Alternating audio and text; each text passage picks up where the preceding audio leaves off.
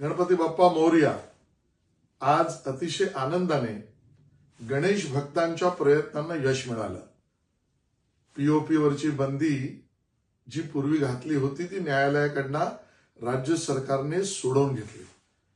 आता त्यापुढे ऐतिहासिक निर्णय आमच्या मूर्त्यांचं विशेषतः सार्वजनिक गणेशोत्सव आणि त्यातल्या आमच्या गणपती बाप्पाच्या मूर्त्यांचं विसर्जन प्रथा परंपरेनुसार वाजत गाजत होणार की नाही आणि बरोबरीने पर्यावरण पूरक व्यवस्थाही निर्माण होणार की नाहीत याबद्दलची शंका दूर झाली।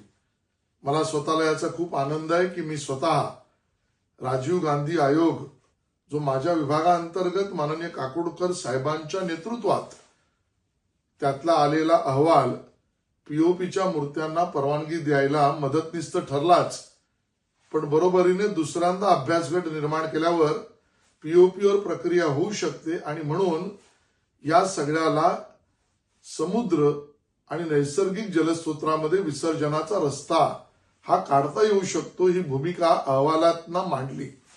माननीय मुख्यमंत्री देवेंद्रजींचे मी धन्यवाद देतो। त्यांनी या विषयात बैठक घेतली आणि संबंधित सर्व खात्यातले अधिकारी यांच्या प्रयत्नाने आता आपला गणपती बाप्पा पर्यावरण पूरक राहीलच आणि प्रथा परंपरेत उत्साहामध्ये सर्व सार्वजनिक गणेशोत्सवांच्या विसर्जनाची धूम ही राज्य महोत्सव म्हणून आता पूर्ण जगभर होतीच, ती अजून वाढेल।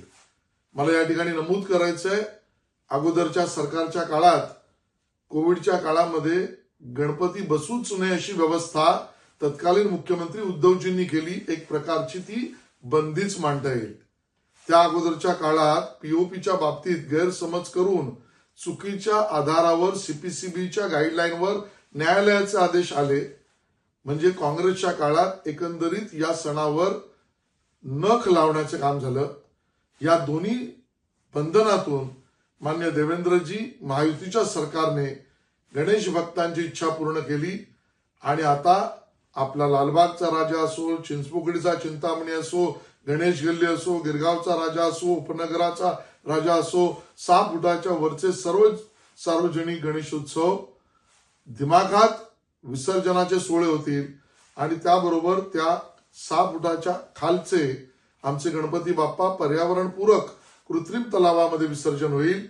या आपला सण उत्साहात साजरा करूया। गणपती बाप्पा मोरया।